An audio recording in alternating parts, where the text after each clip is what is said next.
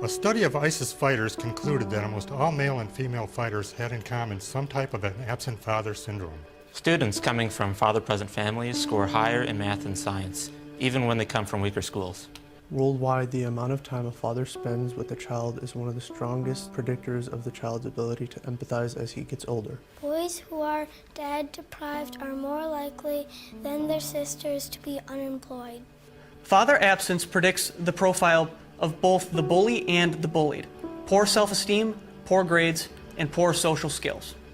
Children living with their married biological father, as opposed to a stepdad, did significantly better academically.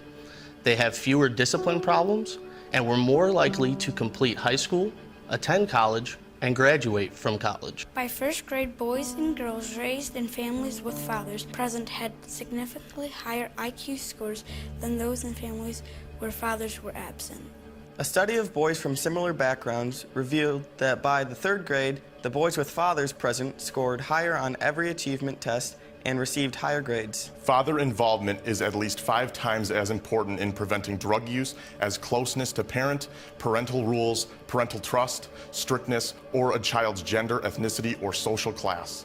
Children aged 10 to 17 living with their biological parents were significantly less likely to experience sexual assault or child abuse compared to peers living in both single-parent families and step-families. Even when race, education, income, and other socio-economic factors are equal, living without a dad doubles a child's chances of dropping out of high school. Roughhousing by dads helps regulate both male and female toddlers' aggression, but especially helps a boy toddler control his testosterone-induced aggression by imprinting his left brain circuits. Boys living with dads have better enforced boundaries, leading to better impulse control and fewer discipline problems.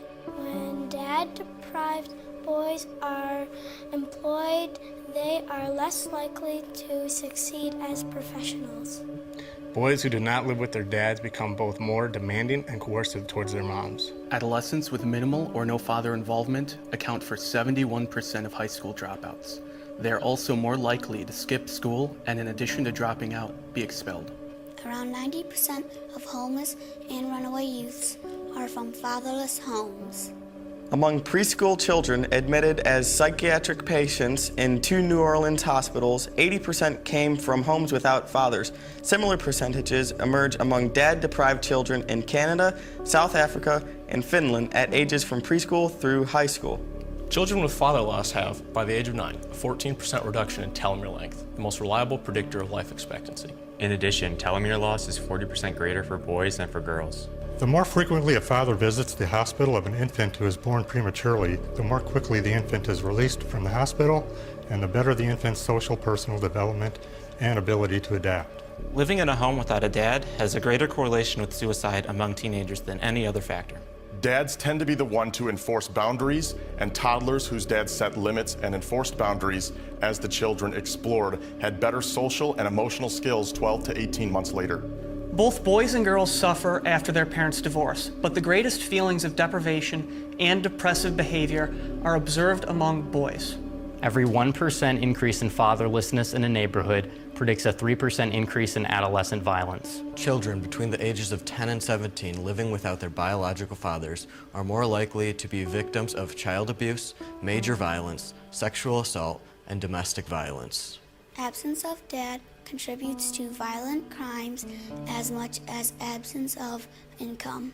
Children aged 10 to 17 living with their biological parents were less likely to witness violence in their families compared to peers living in both single-parent families and step-families. Dad deprivation increases the likelihood of teenage motherhood. The more interaction a boy has with his dad before 6 months of age, the higher his mental competence. Children who were born poor and raised by both married parents had an 80% chance of moving to the middle class or above. Conversely, children who were born into the middle class and raised without a married dad were almost 4 times as likely to end up considerably poorer. Among youth in prison, 85% grew up in a fatherless home.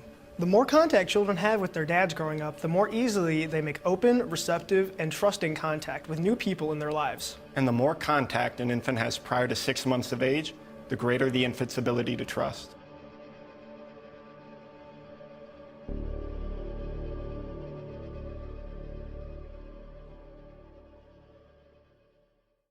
Thank you guys so much for watching this video. You know, I really think it's important that we the start to line. talk about it. I'm going to say it later. Say the line. This isn't the part where I say it. I'm going to say it later. He's not going to say the line. I'm He's not going to say the I'm line! saying the line, but not right now. It's really important to start make covering stuff. Just say the line. Darth Vader didn't have a dad. That probably came out better. That looks like we